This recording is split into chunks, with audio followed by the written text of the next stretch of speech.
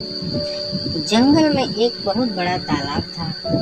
जंगल के सभी जानवर इसी तालाब का पानी पीने आते थे। तालाब के किनारे बरगद का एक पुराना पेड़ था। उस पर एक अक्लमंद बंदर रहता था। वे अक्लमंद था, इसलिए सब उसे अकलू कहकर पुकारते थे। एक दिन दोपहर के समय एक भैंस तालाब में घुसकर नहाने लगी। बड़ी देर के बाद जब वह तालाब से बाहर निकली, तब उसके बड़े से शरीर पर कीचड़ लगा हुआ था। अकलू बंदर ने उसे देखा तो जोर जोर से हंसने लगा।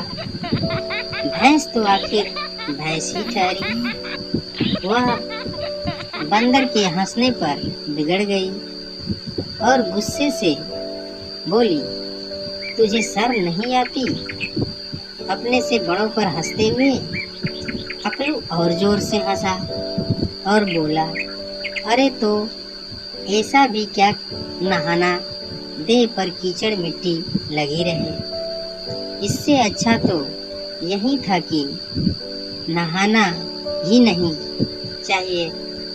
तूने तालाब का पानी भी गंदा कर दिया और खुद भी गंदी ही रही। ऐसे नहाने का क्या फायदा? जा जा, बड़ा आया, भैंस ने धमकाया। जरा नीचे आ, अभी तेरी हड्डी पसली एक कर दूं। बड़ा आया, मुझे समझाने। बंदर बोला, अरे जा, अपना काम कर। अपनी ताकत दिखाने इतना बड़ा शरीर है, पर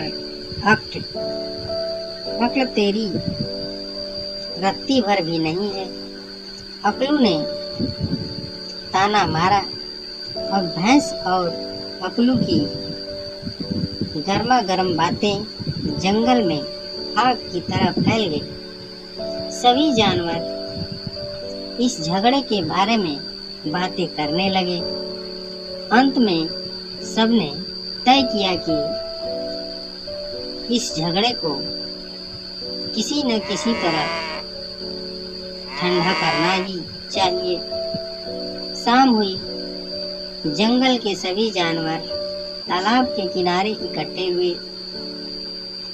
सबकी राय से यह तय हुआ कि जो कोई इस तालाब को बीचों बीच से पार कर जाएगा वही बड़ा है। इस प्रतियोगिता के निर्णायक बने राजा शेर और उसकी मंत्री लोमड़ी। जंगल के सभी जानवर तालाब के इस पार और उस पार जाकर जम गए। अकलू और भैंस की प्रतियोगिता वाले स्थान पर पहुंच गए। अकलू बड़ा परेशान था। उसे तैरना तो आता ही नहीं था, लेकिन इज्जत का सवाल था। अपनी परेशानी किसी दूसरे को बताता तो अक्लमंद कैसे कहलाता। बिना किए उसे हार मानना उसे मंजूर नहीं था। इसलिए उसने चेहरे पर परेशानी का कोई ख्याल नहीं आने दिया। इधर भैंस मन ही मन खुश हो रही थी। उसे अपने बड़े शरीर और ताकत पर बड़ा घमंड था। तालाब पार करना तो उसके लिए चुटकियां बजाने जैसा था। वह अपनी मस्ती में झूम रही थी। जब सारी तैयारी पूरी हो गई, तब लोमड़ी ने दोनों को सावधान किया। उसके 1 2 3 कह देने पर तालाब में तैरना शुरू कर देना था। अकलू की परेशानी बढ़ गई। दिल की धड़कनें बढ़ गई। घबराहट के कारण उसे कुछ नहीं सूझ रहा था। उसे लगा कि आज वह जंगल के सभी जानवरों के सामने मूर्ख साबित हो जाएगा।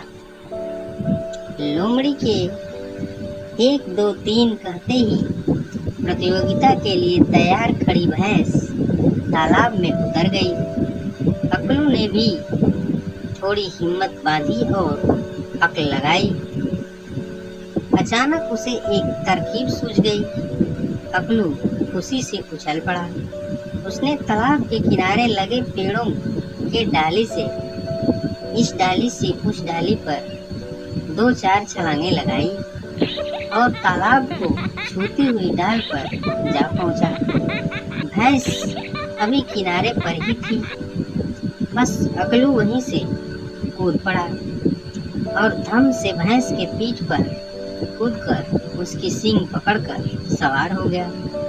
भैंस ने उसे गिराने के लिए 1-2 बार अपनी पूंछ चलाई, पर अकलू ने उसे भी पकड़ लिया। जंगल के सभी जानवर अकलू की चतुराई देखकर चकित रह गए, पर अभी हार जीत का फैसला बाकी था। वे यह देखने के लिए उत्सुक थे कि देखें कौन जीतता है। भैंस दूसरे किनारे से कुछ दूर ही थी कि अकलू जोर से उछलकर किनारे पर आकर खड़ा हो गया। सभी जानवर अकलू के चालाकी और अक्लमंदी पर चिल्ला उठे। इधर भैंस बेचारी धीरे धीरे पानी के बाहर निकली। शेर ने अपना निर्णय सुनाया।